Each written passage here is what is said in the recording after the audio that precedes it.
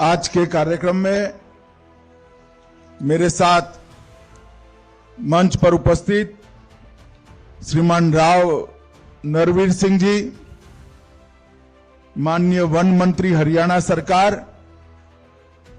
गोविंद मोहन जी, केंद्रीय गृह सचिव श्री तपन कुमार डेका जी, निर्देशक आसूचना ब्यूरो श्री भृगु श्रीनिवासन जी, महानिर्देशक एनएसजी और आज इस कार्यक्रम में उपस्थित समग्र एनएसजी परिवार और हरियाणा के सभी उपस्थित भाइयों बहनों को मेरा प्रणाम।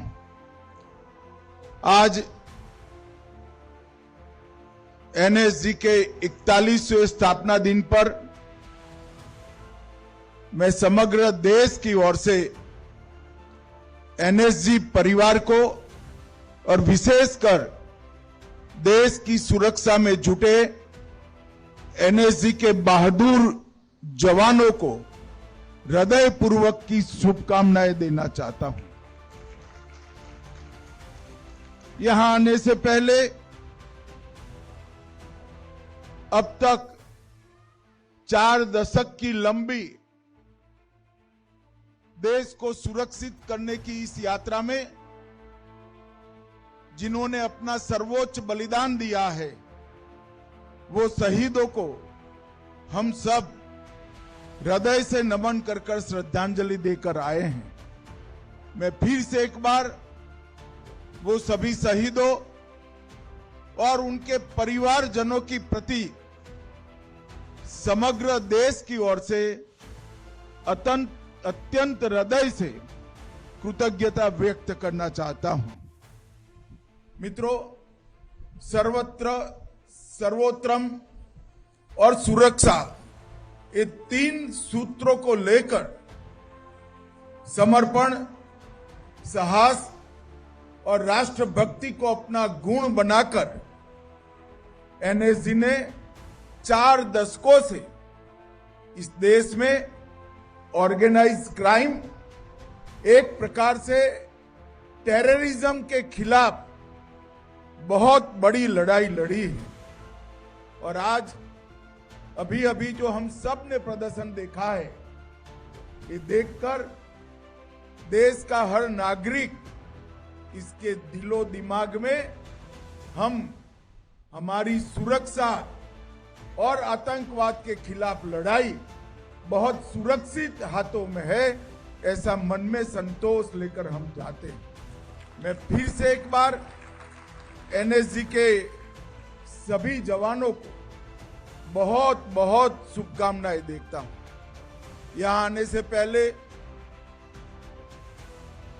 भृगु जी ने मेरे हाथों से एक वट वृक्ष का पौधा आरोपित कराया है। मैं आज इस कार्यक्रम के माध्यम से समग्र देश की जनता को बताना चाहता हूं कि 2019 से अब तक वृक्षारोपण अभियान में हमारे सीएपीएफ के जवानों ने 6 करोड़ 50 लाख पौधे लगाकर देश की हरियाली को जीवित रखने का काम किया। जब ये अभियान शुरू किया तब कई लोगों के मन में सवाल था कि ये कैसे चलेगा। जिनका काम हथियार लेकर देश की सुरक्षा करना है, वो देश के पर्यावरण को सुरक्षित कर पाएंगे क्या? मगर मैं मनपूर्वक सीएपीएफ के सभी जवानों को बधाई देना चाहता हूं। अपने बच्चों की तरह आपने इन पौधों का जतन भी किया है, बड़ा भी किया है और हमारे पर्यावरण को सुरक्षित करने में बहुत बड़ा योगदान दिया। मित्रों, आज स्पेशल ऑपरेशन ट्रेनिंग सेंटर का भी शिलान्यास हुआ। 141 करोड़ की लागत से 8 एकड़ भूमि में अत्याधुनिक ट्रेनिंग, आतंकवाद का सामना करने की कमांडोज की, स्पेशल कमांडोज की यहां पर होगी। मैं आज देश भर की राज्य पुलिस को भी कहना चाहता हूं, ये जो एसओटीसी बना है वो केवल राष्ट्रीय सुरक्षा गार्ड के लिए नहीं है। ये एसओटीसी देश भर की पुलिस में जो आतंक विरोधी दस्ते बने हैं वो सभी को अत्याधुनिक तकनीक के साथ ट्रेन कर आतंकवाद के खिलाफ लड़ने के लिए सुसज्ज बनाएंगे, क्योंकि हम सब जानते हैं कि इतने विशाल देश में केवल केंद्र सरकार आतंकवाद का सामना नहीं कर सकती। देश की सभी राज्य सरकारें और राज्य पुलिस के विशेष दस्ते, एनएसजी और बाकी सभी सीएपीएफ के दस्तों के साथ मिलकर ही देश को सुरक्षित कर रहे हैं। इसलिए एसओटीसी आने वाले दिनों में देश की आतंकवाद विरोधी जो लड़ाई है उसको बहुत पैनी तरह से सुसज्जित करेंगे और इसके लिए हमेशा उनको तैयार भी रखेंगे। मित्रों, एनएसजी ने सर्वत्र सर्वोत्तम और सुरक्षा ये तीनों मंत्र को जमीन पर उतारते हुए 1984 से ऑपरेशन अश्वमेघ, ऑपरेशन व्रत शक्ति, ऑपरेशन ढांगू, अक्षरधाम का हमला, बंबई पर का हमला, कई सारे राष्ट्रीय संकटों को बहादुरी से और अपनी कुने से राष्ट्र को सुरक्षित किया है। और पूरा देश आज एनएसजी की बहादुरी, वीरता और समर्पण पर पूरा देश नाज करता है। और आने वाले दिनों में हम एनएसजी के काम में भी बहुत बड़ा बदलाव करने जा रहे हैं। 6 हब अब तक एनएसजी के बन चुके हैं।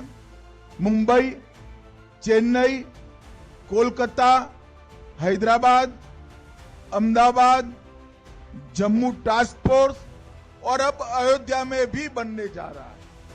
ये 6 जगह पे एनएसजी के कमांडो 365 दिन 24 घंटा तैनात रहेंगे। उनके लिए वो सेंटर से इर्द गिर्द का एक जोन तय कर लिया जाएगा और वो स्पेशल कंपोजिट ग्रुप वो जोन पर आने वाले किसी भी अकस्मात आतंकी हमलों को मुंह तोड़ जवाब देने के लिए हमेशा उपलब्ध रहेंगे।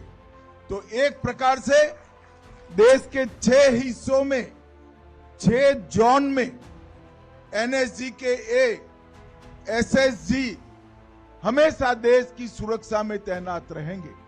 और ये हेडक्वार्टर जो हरियाणा की वीर भूमि पर बना है वो हेडक्वार्टर पर एनएसजी और देश भर के राज्य पुलिसों के आतंक विरोधी दस्तों की ट्रेनिंग, बेस्ट प्रैक्टिसेस का एक्सचेंज और उनकी फिटनेस के लिए अहर्निश काम होता रहेगा।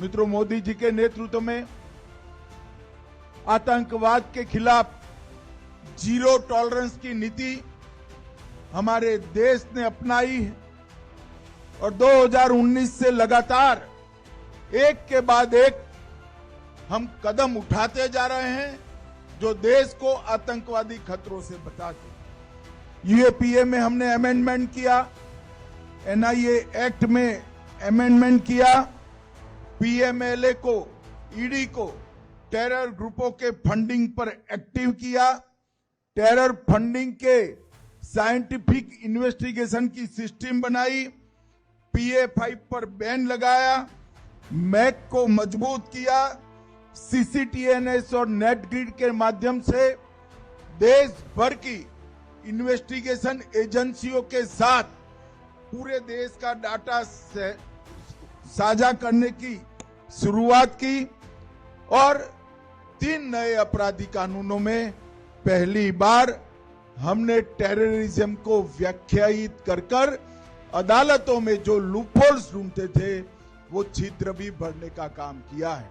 अब तक 57 से ज्यादा व्यक्तियां और कई ऑर्गेनाइजेशन को हम टेररिस्ट ऑर्गेनाइजेशन और टेररिस्ट घोषित कर उनकी गतिविधियों पर भी हम प्रतिबंध डालने में सफल हुए हैं। इस समूचे अभियान को अगर हम ध्यान से देखें तो धारा 370 समाप्त करने से लेकर सर्जिकल स्ट्राइक, एयर स्ट्राइक और ऑपरेशन सिंदूर से इनके मर्म स्थान पर हमने आघात करने का काम किया है।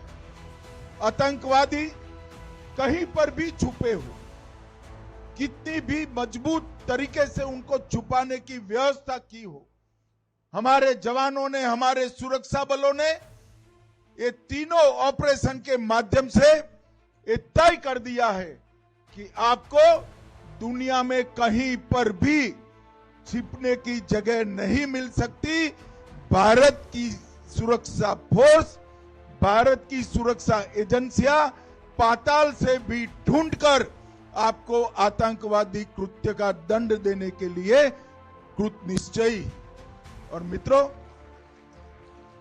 ऑपरेशन सिंदूर ने जहां पर टेररिज्म का प्लानिंग होता था, भारत पर हमला करने का जहां व्यू रचना बनती थी, वो पाकिस्तानी टेरर ग्रुप के हेडक्वार्टर को ध्वस्त किया, इनके ट्रेनिंग कैंप को ध्वस्त किया, उनके लॉन्चिंग पैड को ध्वस्त किया और ऑपरेशन महादेव ने सटीक ऑपरेशन कर जो आतंकवादी हमला किए थे उनको भी समाप्त कर देश का विश्वास हमारी सुरक्षा बलों पर बढ़ाने के काम किया है।